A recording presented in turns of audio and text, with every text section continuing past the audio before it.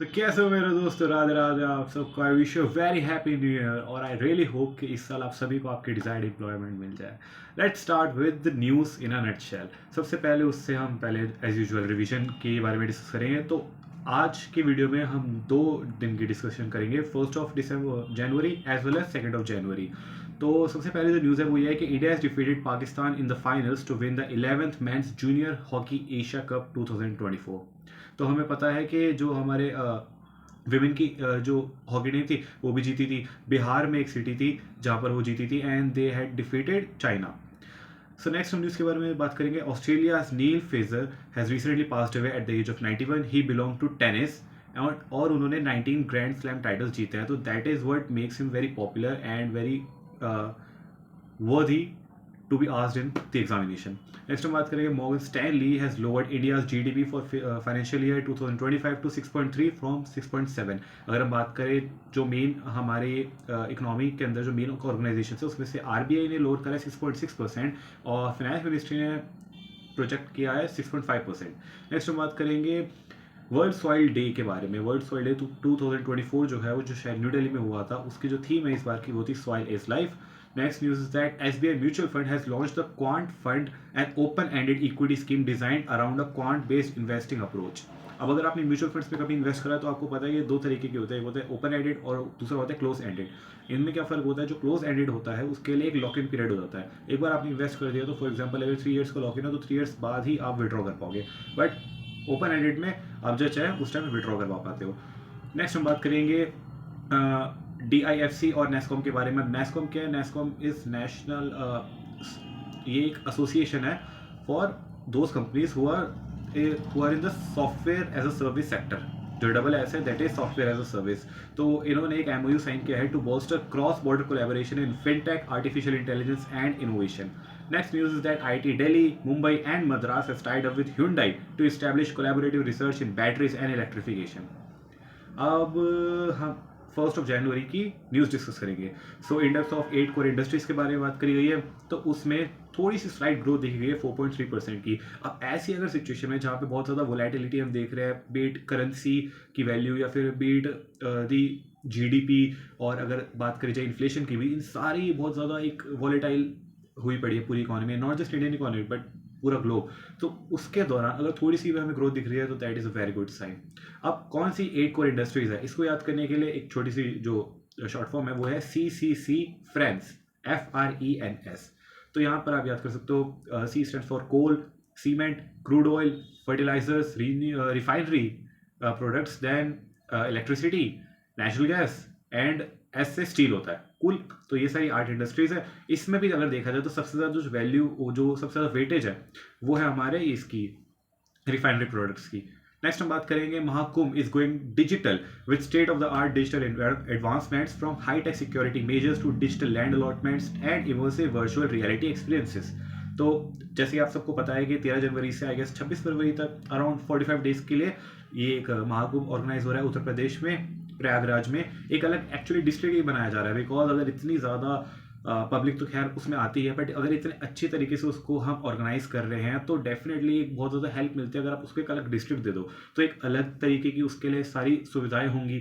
और अगर cyber security की भी यहाँ पर बहुत ज़्यादा बात करी गई है, क्योंकि डिजिटल अगर कभी भी आप इस्तेमाल करोगे वर्ड तो उसके साथ साइबर सिक्योरिटी तो जुड़ना अवश्य ही हो जाता है। नेक्स्ट हम बात करेंगे एंटी डंपिंग ड्यूटी के बारे में, which has been imposed by finance ministry on digital plates from China, Japan, South Korea, Taiwan and Vietnam. अब ये बेसिकली क्या होता है, एंटी डंपिंग ड्यूटी आप सबको पता ही होगा आई गेस। जो चाइना है वो बहुत ज़्यादा सस्ती चीप प्रोडक्ट्स बना लेते हैं और उनकी क्वालिटी भी आप सबको पता ही है। तो टू डिसरप्ट इंडियन मार्केट, जो इंडिया में हमारे मेड इन इंडिया जो प्रोडक्ट्स बनते हैं वो थोड़े कॉस्टली बनते हैं क्योंकि उनकी क्वालिटी भी अच्छी होती है। तो चाइना जो है, चाइना तो बहुत ज़्यादा सस्ती चीज़ें बना देता है और वो डुप्लीकेट्स होती है, बट वो just to disrupt the market वो इंडिया में बहुत ही ज़्यादा सस्ते रेट्स में बेच देता है अपना सामान, डंप ही कर देता है एक तरीके से। So in order to prevent that, क्योंकि यार इंसान तो नॉर्मली वही चीज़ प्रेफर करेगा ना जो उसको सस्ती मिल रही है। तो ये 2 माइंड सेट होते हैं, एक तो सस्ती मिल रही है पैसे बच रहे हैं, और दूसरी ये है कि सस्ती होगी ले लेंगे, खराब हो जाएगी तो दोबारा ले लेंगे, फिर जब दोबारा लेंगे तो हमारे पास एक नई चीज़ होगी अगर एक अच्छी चीज़ लेंगे तो वही सालों साल चलती रहेगी, तो फिर थोड़े टाइम बाद पुरानी हो जाएगी बट स्टिल चल रही होगी, तो हम उसको नहीं भी नहीं ले पाएंगे। तो जो भी है, खैर माइंडसेट की तो बात अलग है। तो in order to prevent that from happening, कि हाँ भाई, in order to also promote Indian goods, anti dumping duty लगाई जाती है कि अगर आप ऐसा कुछ कर रहे हो हमें कोई दिक्कत नहीं है, लेकिन इस पर इतना ज़्यादा हम टैक्स लगा देंगे कि वो उसकी जो प्राइस है वो एट पार आ जाएगी, और जब एट पार आ जाएगी तो obviously will prefer the quality goods. Next हम बात करेंगे, अच्छा ये कौन सी प्लेट्स के बारे में ये भी बता देते हैं। ये एक तरीके की, इसका अगर फुल फॉर्म की बात करी जाए तो डिजिटल ऑफसेट प्रिंटिंग प्लेट्स है, जिससे एल्यूमिनियम का कुछ इससे रिलेटेड होता है, एल्यूमिनियम का कुछ सामान वगैरह इन प्लेटों से बनता है। तो प्रिंटिंग इंडस्ट्री के अंदर ये यूजुअली काम करती है, तो हालांकि इसके बारे में हमें जानने की ज़्यादा जरूरत नहीं है। So let's continue. China release a prototype of the world's fastest train CR450। India के अंदर भी बहुत जल्दी होपफुली बुलेट ट्रेन स्टार्ट हो जाएगी, बट अभी की बात करिए तो पूरे वर्ल्ड में अगर ये एक ऐसी बुलेट ट्रेन है, या फिर जो भी वर्ल्ड फास्टेस्ट ट्रेन बोलो, CR450, जिसकी स्पीड 450 किलोमीटर पर आवर होने वाली है, तो ये डेफिनेटली एक बहुत ही इंपॉर्टेंट क्वेश्चन बन जाता है हमें पढ़ने के लिए। और इन जनरली भी यार, इन जनरल भी अगर आपसे कोई पूछता है तो बड़ा अच्छा सा लगता है यार, ये तो चीज़ सबको पता होनी चाहिए अगर इतनी कोई बड़ी इन्वेंशन हुई है। नेक्स्ट हम बात करेंगे, RBI has proposed a lookup facility for NEFT RTGS by April 1। तो ये चीज़ हालांकि अब जिन लोगों को नहीं पता तो मैं एक बार बता देता हूँ। जब भी आप UPI से कभी QR कोड स्कैन करते हो तो सामने बेनिफिशियरी का नेम आ जाता है, but this is unlike NEFT और RTGS। जब बैंक वाले नेफ्ट या RTGS कर रहे होते हैं तो हमें अकाउंट नंबर डालने के बाद उस पर्सन का नाम नहीं पता चलता है कि जिस पर्सन को अकाउंट नंबर बिलोंग करता है। तो फॉर एग्जाम्पल कि अगर मैं अपना अकाउंट नंबर लिख दूँ और अपना नाम लिख दूँ, हालांकि sorry let me just refresh, अगर मैं अपना अकाउंट नंबर लिख दूँ और आपका नाम लिख दूँ, तो भेजने वाले को लगेगा कि फॉर एग्जांपल अगर आपका नाम आकृत है, तो भेजने वाले को लगेगा कि आकृत के अकाउंट में पैसे जा रहे हैं। अब क्योंकि हम तो चेक नहीं कर सकते ना, एज अ बैंकर वो चेक नहीं कर सकता, लेकिन अकाउंट मेरा है। और जब भी पैसे ट्रांसफर हो रहे होते हैं थ्रू नेफ्ट और RTGS, तो जो दो चीज़ें जो मैच करनी चाहिए वो ये है कि अकाउंट नंबर और उसका IFSC कोड, अगर ये दो चीज़ें मैच कर रही है तो नाम कुछ भी हो फर्क नहीं पड़ता, पैसे चले जाएंगे। तो ये बहुत सारे फ्रॉड होते थे। जो लोग बड़ी बड़ी कंपनीज में होते थे, उनके जो अकाउंटेंट्स होते थे वो क्या करते थे कि सैलरी के जो चेक्स होते थे वो अपने ओनर से साइन करवा लेते थे कि सर ये हमारे एम्प्लॉयज़ के सैलरी के चेक्स हैं, ये आप साइन कर दीजिए, और ये देख लीजिए डिटेल्स, ये इस बंदे का नाम लिखा है, इस बंदे का नाम लिखा है, उसके लिए चेक्स जा रहे हैं। बट वो अकाउंट नंबर अपना डाल देते थे, तो अकाउंटेंट के ही अकाउंट में सारी की सारी सैलरी जा रही है, किसी भी एम्प्लॉय के पास सैलरी आई नहीं, और इसी तरीके से फ्रॉड होते थे। So in order to prevent that, ये बहुत ही अमेजिंग फैसिलिटी है जो कि बैंकर्स के लिए बहुत ज़्यादा हेल्पफुल होगी। नेक्स्ट हम बात करते हैं the 100th launch of ISRO's NVS-02 satellite by GSLV from Sriharikota is scheduled for January. तो अनाउंसमेंट हुई है, हालांकि जो 99th मिशन है वो ऑलरेडी लॉन्च हो गया था, ये 30 दिसंबर को हुआ था, जिसके अंदर स्पेस डॉकिंग एक्सरसाइज की बात हमने करी थी, जिसमें स्पेस में जाके 2 सैटेलाइट्स को जोड़ने की बात करी गई थी। और जो 2 सैटेलाइट्स थे उनका नाम एग्जैक्टली नाम नहीं था, but they were denoted as chaser and target. उनकी स्पीड बहुत ज़्यादा थी, तो उसके लिए बहुत स्पीड उनकी कम करने की ज़रूरत थी, और उसके बाद उनको आपस में मर्ज करा जाएगा। लेकिन अगर इस वाले मिशन की बात करी जाए तो इसके बारे में अभी बहुत ज़्यादा क्लैरिटी नहीं है। इट्स जस्ट दैट कि 100th लॉन्च है, तो सेंटेनरी इसको बोल सकते हैं मिशन है उनका, तो इसलिए थोड़ा सा इंपॉर्टेंट हो जाता है। ये श्रीहरिकोटा से होगा, जहाँ पे मोस्टली मैक्सिमम जो है फ्लाइट्स टेक ऑफ करते हैं, मतलब रॉकेट्स की अगर बात करी जाए तो। नेक्स्ट हम बात करेंगे वितुल कुमार सर के बारे में। He has assumed the charge of director of CRPF। Next हम बात करेंगे after 2.5 years restriction on Sangli सहकारी बैंक हैज बीन लिफ्टेड। तो ये न्यूज़ अपने आप में होता है ना कि क्या बोलेंगे इसको, अंधों में काड़ा राजा कह लो, क्योंकि जितने भी जो हमारे कोऑपरेटिव बैंक या कोई भी बैंक है, अगर उसके ऊपर रिस्ट्रिक्शंस लगते हैं तो वो हमारे लिए इतना ज़्यादा इंपॉर्टेंट है, बिकॉज ये तो डेली की बात है। But being a cooperative bank, अगर उस पर रिस्ट्रिक्शंस लगी थी और 2.5 साल तक वो जूझता रहा, और जूझने के बाद फाइनली वो विक्टोरियस होकर बाहर निकला है, तो ये अपने आप में बहुत ही प्राउड एंड मोटिवेटिंग चीज़ है। मैं तो इसको बोलूँगा बहुत ज़्यादा मोटिवेटिंग है। 2.5 साल तक उसने हार नहीं मानी, बीइंग अ कोऑपरेटिव बैंक, और आज वो सक्सेसफुल होकर बाहर आया है। तो mad respect for the management of this bank. Next बात करेंगे बंगाल रीगेन्स संतोष ट्रॉफी। संतोष ट्रॉफी जो होती है वो मेंस के लिए होती है। अब उसके काउंटर पार्ट अगर फीमेल्स की बात करी जाए तो बात करेंगे राजमाता जीजाबाई ट्रॉफी। तो ये जो है बंगाल को फाइनली मिल चुकी है दोबारा से संतोष ट्रॉफी। अगर बात करी जाए तो Bengal has always been a great player in football. Next हम बात करेंगे बुमराह सर के बारे में। Jasprit Bumrah has been named captain of cricket Australia test team of the year. तो एक जो फिक्शनल एक क्रिकेट टीम बनती है, जैसे I guess I don't know very well but I think ये ड्रीम 11 में भी ऐसे होता था कि अगर आप ड्रीम 11 जैसी ऐप्स में बेसिकली पैसा क्या लगता था कि आप अपनी खुद की टीम बनाओ और उस टीम में जो भी सबसे अच्छा स्कोर करेगा शायद उसके हिसाब से आपको पैसे मिलते हैं। सिमिलरली हर जो एक क्रिकेट क्लब होता है वो भी अपने एक ऐसे एक टीम बनाता है कि अगर बेस्ट टीम होती सारे दुनिया के प्लेयर्स को मिलाकर अगर कुछ बनती तो कौन सी बनती, तो वैसी एक टीम ऐसी बनती है और उसमें बुमराह सर जो है वो कैप्टन के तौर पर उनको सेलेक्ट कर गया बाय ऑस्ट्रेलिया क्रिकेट टीम। कुल, नेक्स्ट हम बात करेंगे अब आज के करंट अफेयर्स के बारे में, 2 जनवरी के बारे में। सो हाँ, तो जैसे कि हमने वहाँ पे बात करी थी थोड़ी देर पहले, index of 8 core industries, similarly आता है इंडेक्स ऑफ इंडस्ट्रियल प्रोडक्शन। तो ये भी ये जो है कंपाइल किया जाता है एनएसओ के द्वारा और ये दिया जाता है मोस्पी के द्वारा, ministry of statistics and programme implementation. जो इंडेक्स ऑफ 8 कोर इंडस्ट्रीज है वो दिया जाता है ministry of commerce and industry के द्वारा। ठीक है, अब इसके अंदर जैसे हम अगर 8 कोर इंडस्ट्रीज की बात करी जाती है तो उसमें सिर्फ 8 कोर इंडस्ट्री है, but IIP industrial index of industrial production में इन ओवरऑल पूरे इंडस्ट्रीज की बात करी जाती है। तो और and also it is one of the factors that is use for RBI for policy making. तो डेफिनेटली आरबीआई बहुत सारी चीज़ों को क्या कहते हैं इनकलकेट करता है अपनी पॉलिसी मेकिंग के दौरान, तो उसमें से ये भी एक चीज़ है। नेक्स्ट हम बात करेंगे प्रधानमंत्री फसल बीमा योजना 2016 में लॉन्च की गई थी, तो उसके अंदर थोड़ी सी रिसेंट डेवलपमेंट्स भी है, उनके बारे में भी हम बात करेंगे। बट बेसिकली पहले बात करते हैं फसल बीमा योजना है क्या। फसल बीमा योजना जो है वो that enables a farmer to get their crops insured. अगर कभी भी कोई ऐसे वेदर की वजह से या कोई भी अगर इशू आता है जिसकी वजह से उनकी प्रोड्यूस उनके एक्सपेक्टेशन से कम निकलती है या फिर अगर ख़राब हो जाती है तो उनका पूरा नुकसान ना हो, that is the main M behind any of the insurance schemes. तो फसल बीमा योजना के अंदर राबी, खारिफ और कैश क्रॉप्स के बारे में बात करी जाती है, तो इनके प्रीमियम्स के बारे में नॉर्मली डिस्कशन होती है। तो जो खारिफ है उसके लिए 2% होता है प्रीमियम, और जो राबी है उसके लिए 1.5% होता है, और जो कैश क्रॉप्स या हॉर्टिकल्चरल क्रॉप्स है उनके लिए 5% होता है। बट कभी सोचा है कि 5% ऑफ व्हाट? 5% प्रीमियम तो होता है, बट किस चीज़ का 5% होता है? तो जितने का भी अमाउंट वो इंश्योर करवा रहे हैं उसका 5% उनको एज अ प्रीमियम वहाँ पे देना पड़ेगा।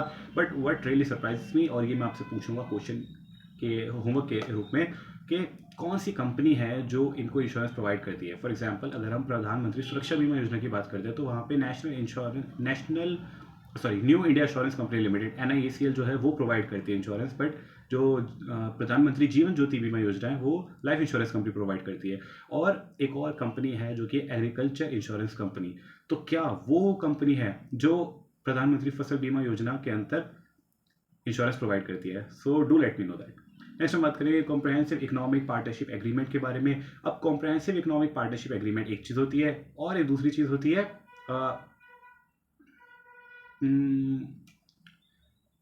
Trade and economic partnership agreement. तो जो trade and economic partnership agreement है उसका जो स्कोप होता है वो थोड़ा कम होता है as compare to comprehensive economic partnership agreement, because obviously comprehensive का मतलब क्या है? कॉम्प्रहेंसिव, ठीक है, पूरे तरीके से। तो अभी हमने रिसेंटली, आप मुझे बताएंगे कौन सी कंट्री जिसके साथ हमने ये वाला एग्रीमेंट के बारे में हम डिस्कशन के अंदर थे, और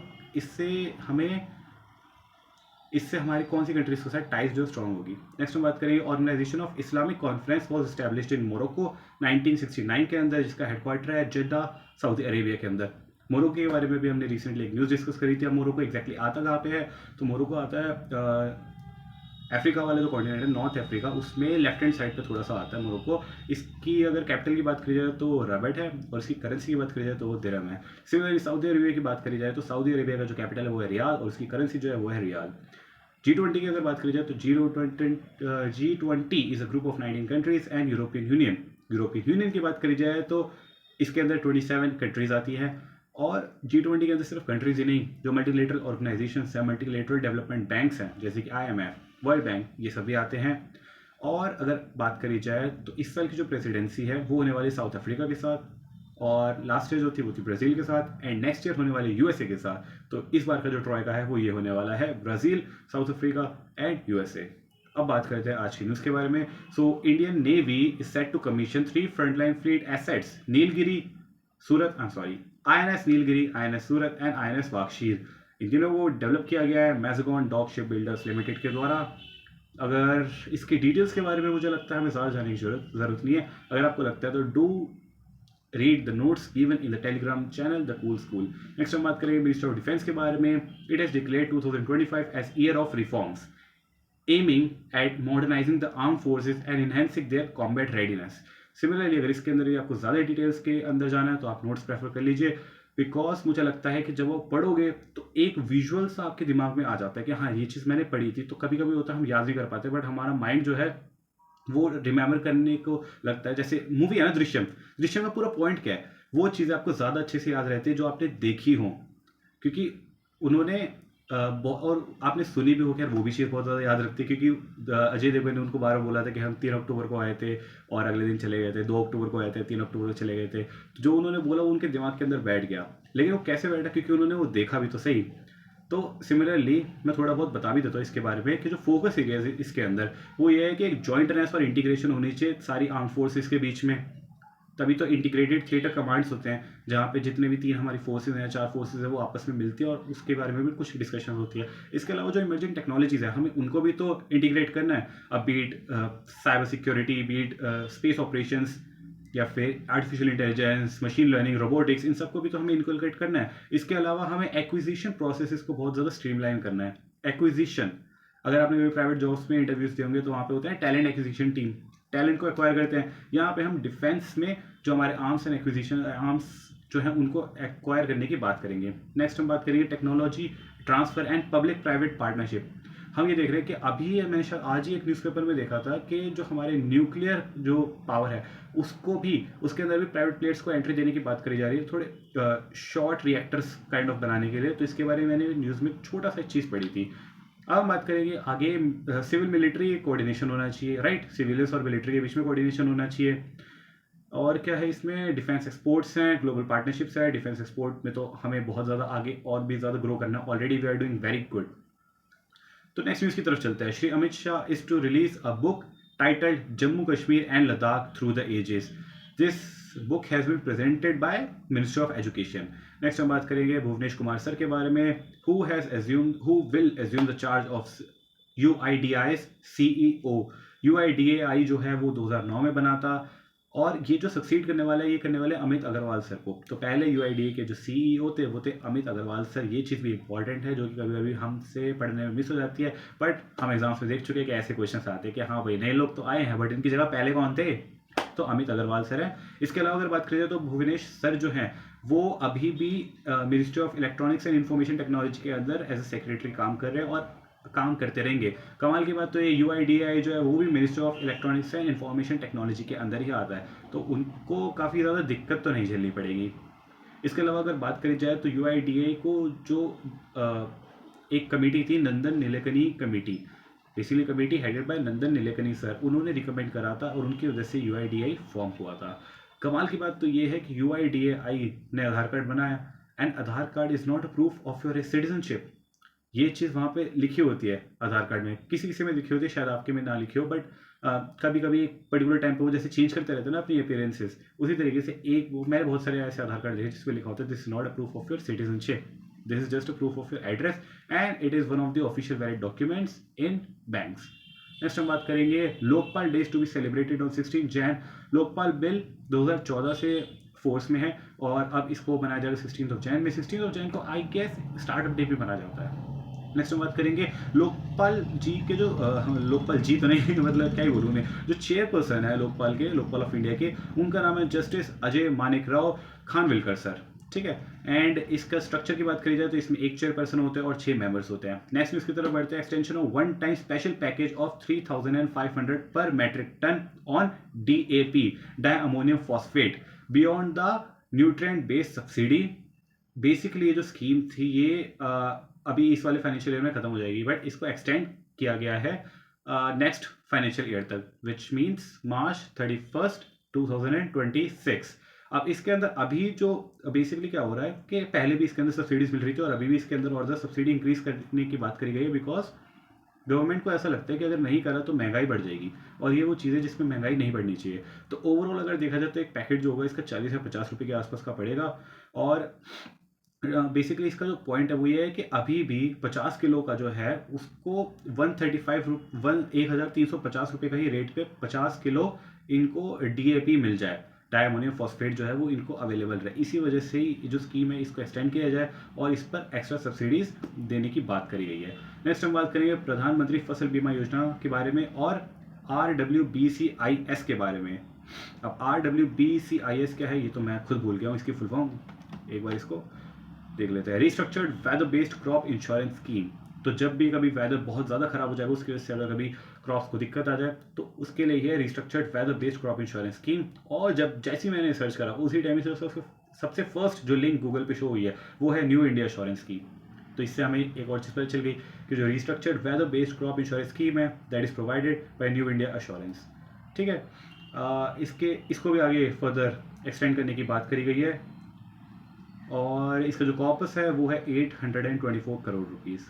इसके अंदर बेसिकली इस स्कीम का नहीं बट इसके अंदर एक छोटा सा पार्ट था जिसका नाम था fund of innovation and technology. इसके लिए जो कॉर्पस है वो है 824 करोड़ रुपीस। अब this fund is to be utilise towards funding technologies initiative under the scheme namely YESTECH WINDS. अब येसटेक का क्या मतलब है? Yield estimation system based on technology, और विंड्स जो है that is weather information and network data systems. ये जो चीज़ें हैं that these things are really going to help you when you will write the IIDI's descriptive exam. वहाँ पर ये चीज़ बहुत ज़्यादा हेल्पफुल होगी क्योंकि ये सब चीज़ें आपको पता होनी चाहिए if you are an insurance exam aspirant. Next हम बात करेंगे, अभी भी देखा जाए तो 2000 के जो नोट है, however 99% of the notes have been corrected or have been removed from circulation by RBI, but still 6,691 crore rupees worth of 2000 notes are still in circulation. Next बात करते हैं Maharashtra government to draft independent AI policy. तो ये this going to be first independent AI policy, क्योंकि AI की वजह से बहुत ज़्यादा इश्यूज भी हमें प्रॉब्लम फेस करने को मिलता है। जैसे बचपन में हम लिखते थे ना ऐसे साइंस गिफ्ट और अ बून, सॉरी अ बून और अ कर्स। सिमिलरली AI जो है technology, it has always been either a boon or a curse and sometimes both at the same time। तो जैसे डीप फेक के बारे में आप जानते होंगे, उसी सब चीज़ों से बचने के लिए ये AI पॉलिसी बनाने वाला फर्स्ट जो स्टेट है वो है महाराष्ट्र। नेक्स्ट हम बात करेंगे UPI की। अगर बात करी जाए तो इसमें डेफिनेटली नंबर्स याद रखने की जरूरत नहीं है, बट एक आइडिया होना चाहिए कि हाँ भाई अगर कोई बहुत ज़्यादा दूर दूर के ऑप्शंस आ गए तो आप वो एलिमिनेट कर सकते हो। तो एक थोड़ा सा आइडिया मिल जाना चाहिए कि UPI has hit record high of 16 billion transactions amounting to 23 trillion rupees in December. NPCI की बात करी जाए तो 2008 में बना था और UPI की बात करी जाए तो 2016 में बना था। Air India has become the first Indian airline to offer wifi और डोमेस्टिक फ्लाइट्स। ये अपने आप में बड़ी फनी सी न्यूज़ है क्योंकि एयरप्लेन के अंदर तो हम एयरप्लेन मोड ऑन कर देते हैं ताकि, और इससे रिलेटेड एक मीम भी बना था कि कुछ ऐसा ही था कि यार हम नेटवर्क क्यों बंद कर देते हैं, तो जो एरोस्पेस बोलते हैं कि उसकी वेव्स होती है, वेव्स की वजह से जो एरोप्लेन है उसका रेडियो जो होता है उसमें कुछ इश्यूज आ जाते हैं। तो उसमें बोल रहा था कि इतने महंगा इतना करोड़ों रुपए का एरोप्लेन है और आप एक छोटी सी चीज़ भी फिक्स कर सकते हो।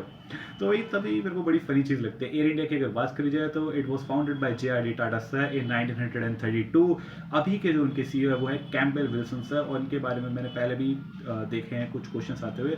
सो आई डोंट थिंक कि दोबारा क्वेश्चन आएगा क्योंकि ऐसा होता तो नहीं है, बट आई गेस पता होना चाहिए कि एक इंडियन कंपनी का CEO अगर कोई ऐसा नाम है Campbell Wilson who does not seem to be Indian, जबकि नॉर्मली हम देखते हैं कि जो विदेशी कंपनीज होती है उनके CEO इंडियंस होते हैं। तो ये मेरे को सबसे सरप्राइजिंग बात लगी थी जब मैंने फर्स्ट टाइम इनके बारे में पढ़ा था। तो Uttarakhand government and ITBP Indo Tibetan border police force has signed pact to offer helicopter services to tourists। तो इस सब चीज़ों से पता चलता है कि जो हमारी पुलिस फोर्स है उनका सिर्फ यही पॉइंट नहीं है कि यार हमें सिर्फ सुरक्षा ही करनी है। अगर फॉर एग्जांपल हमारा देश वैसे बहुत ज़्यादा सिक्योर्ड है और हमारे पास कुछ ऐसे एक्स्ट्रा पर्सनल भी हैं जो हम और भी सेवाओं में नियुक्त कर सकते हैं, तो डेफिनेटली ये भी एक अलग पर्सपेक्टिव देखने को मिलता है इस वाली न्यूज़ से। नेक्स्ट बात करेंगे कार्लसन के बारे में। मैग्नस कार्लसन सिर्फ की बात हो रही है और एक ऐसा वर्ड है जिसको मुझे प्रोनाउंस करने में थोड़ा सा टाइम लग जाएगा, Nepomniachtchi. So these both share world blitz title, और वैशाली मैम जो है इंडिया की, she clinches bronze medal. So that is it from my side. आज हमने दोनों दिन की न्यूज़ कवर करी है and I am also thinking के नए साल के अवसर पे कुछ थोड़े से चेंजेस लाया जाए। I hope you like it.